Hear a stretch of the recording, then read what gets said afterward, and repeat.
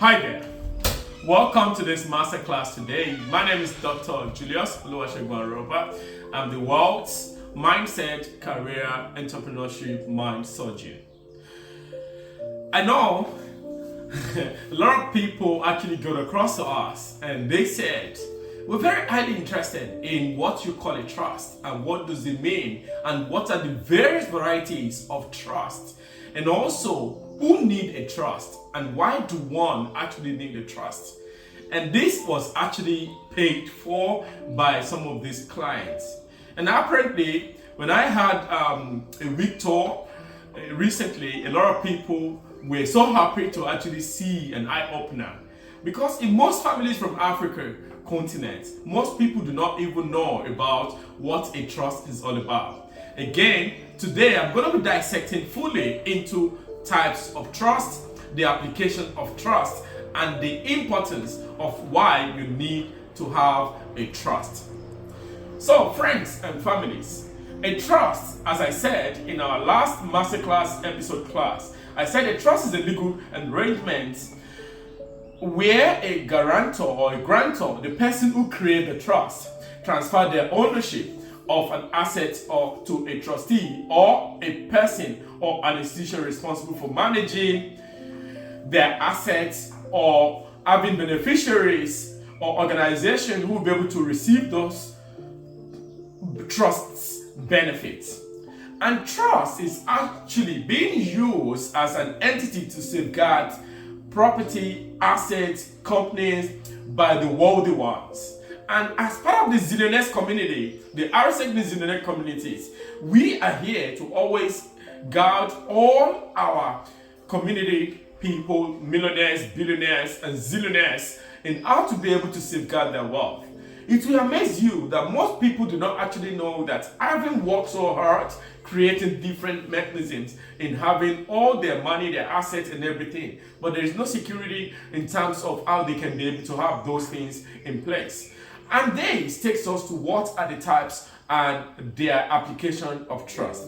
There are various of types of trust. Each trust is specific to their benefits, their structures, their applications. But now let's look at the top five major trusts. First of them is that of revocable living trust. A revocable living trust is one of the most flexible trust types that one, the grantors actually retain the ability to make their changes and revoke the trust entirely during their lifetime. Most people that actually set up trust in Africa, those that are wealthy, look at this irrevocable living trust by making sure they are able to use it primarily to avoid probate processes, which can also help them in consuming and also which can help them to have a time-consuming and preservative of all their expenses in the way their assets is meant to be structured.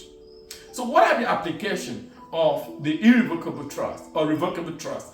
Is that it is an excellent tool for families who want to be able to avoid hassles of probate and maintaining control over their asset during their lifetime. It is also allowed the grantor to be able to modify as time goes on and revoke their trust if there is circumstances and change. And what is the tax consideration of this trust? Revocable. Since the trust is revocable, remember, the assets in the trust are being considered as part of the grantors. An estate for tax purposes, maybe in a country where you are, meaning that there are no immediate tax benefits when you set it up. You can't be able to get tax benefit because it's what we call revocable trust. However, the primary benefit of this is to be able to ease asset distributions upon death, so that when anything happens to any of your family, it's easy for the beneficiaries to be able to have those assets and distributing it equally. But remember, there is no tax benefit in that. The number two is that of irrevocable trust. The irrevocable trust, unlike the revocable one, it's a living trust and it cannot be changed or revoked once it is created, which means it can be amended. Remember, revocable means it can be revoked, it can be changed. Irrevocable means it's going to be like that forever. And most wealthy, super wealthy, rich colleagues and friends has actually been able to implement some of this. And because it's often used to minimize estate taxes, and because the asset can be transferred into an irrevocable trust and no longer considered as part of grantor's estate. Once that asset is placed in that irrevocable trust, they are permanently removed from the grantor's control or ownership. So that means the grantors does not have the primary sole ownership of it. It means that the trust can actually control that, and the ownership belongs to the entity itself, which is the trust. And what is the application of this? It's used for individuals that are looking to reduce their taxable estates. Now, maybe you have a lot of properties, you don't want to be paying taxes in them. You can actually look to reduce your tax estate, and it can be used to protect those assets from creditors. Maybe you are owing, or maybe the person who is owing actually died along the line. The creditors cannot even go over to be able to say they want to take over the assets. It shields those wealth from estate taxes to ensure that certain beneficiaries receive their inheritance in a controlled and responsible manner. Let me chip in something here. There is one of my mentor who is based in the US. He once mentioned that all his assets are in an irrevocable trust. He's well known, he's super rich, super wealthy, he's one of the top 3 richest African pastors in the world. But at the end of the day, what he said is that all the properties and everything, the children can never sell them. Even children can never sell them. But because it's going to be generating money for them forever, which is very good, because when you die, it means that nobody can actually change that, which is a very good one, because it's what we call everlasting, long-lasting wealth generation for the children. So now let's look at the tax consideration. The key advantage of a tax irrevocable trust is the ability to be able to reduce the taxes. Since the estate are no longer part of the grantor's estate, they are not subject to estate tax when the grantor passes away. Additionally, any income that is generated from those assets or trust may be taxed to the trust itself rather than the grantors. Now, what are these opportunities in this? It means that the taxes itself cannot be passed away to the grantors. It can actually be within the irrevocable entity itself. Number 3 is that of generational skipping trust. Remember, number 1 is revocable. Number 2 is irrevocable. Number 3 is generational skipping trust. What does it do?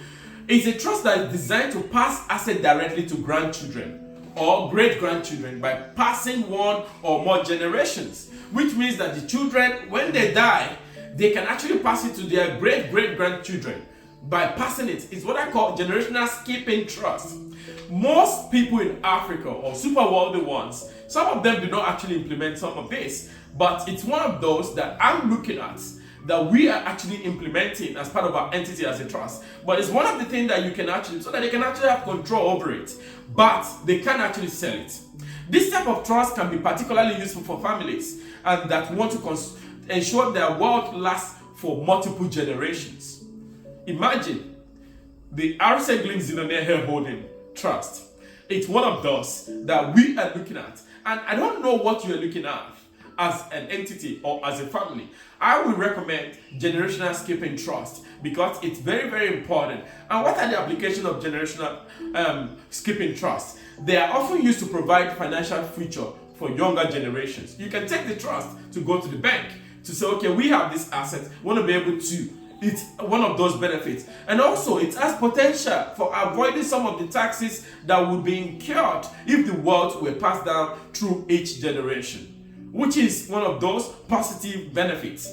What is the tax consideration of this? One of the biggest advantages of generational skipping trust is that it helps you to be able to reduce estate taxes by skipping one or more generations. However, there are specific skipping transfer taxes that can be applied. So, carefully planning is very, very important. And I will advise you to seek the legal, or maybe if you want to be able to, if you want to learn more about some of these things, please do make sure you drop us. You go to www.juliusaroba.com or you send us an email at aroseglinks@gmail.com and our team will be able to reply to you. Or you go to info@aroseglinks.serviceslimited.com. If you send us an email, or you go to our website www.juliusaroba.com. You fill in your details there, and you also submit your inquiries. Our team will be able to reply to you to guide you through. In our community, we have estate planners, we have legal team, we have financiers, we have financial advisors, we have consultants, we have assets of yours, conveyances, and so on and so forth that can help you to be able to safeguard all these sweatless nights and day, and you have been able to create some of these things. Number 4 of them is what is very common, is charitable trust. I always tell everybody within our community, charity only comes when you've made money.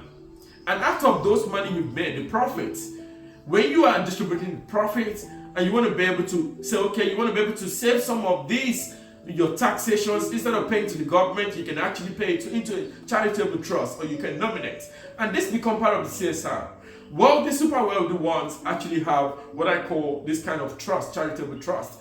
Most wealthy ones in the world, they have a charity that they've nominated, and I'll be applying this to say this is another set of charity that you can actually look at. A charitable trust is a trust that specializes in allowing grantors to leave assets to a charity while benefiting from certain tax advantages. Remember, just in recent times, I remember one of the top 3 wealthy billionaires in the world said when he dies, he has already willed all his assets and wealth to those charities that can be able to go into African continent to be able to implement and impact more families. And this is what the wealthy and super wealthy ones do. And the trust provide both philanthropic benefits and an opportunity to reduce taxable estates. And what is the application of this? Charitable trusts are ideal for families who want to leave a portion of their wealth to charitable causes while maintaining control over the assets during their lifetime, or ensuring that they receive their certain benefits over time. And what are the tax considerations? Charitable trusts offer significant tax deductions. The grantors can receive a charitable deduction from the gift made to charity, and the estate may benefit from a reduced tax burden as the charitable gift is removed from the estate. So, for example, in England, when you belong to, let's say, a church entity, most churches are actually charitable entity, and when you contribute a certain amount of your offering and taxes or tithe to your local church, the government, the church goes to pay those money into the trust account of the church.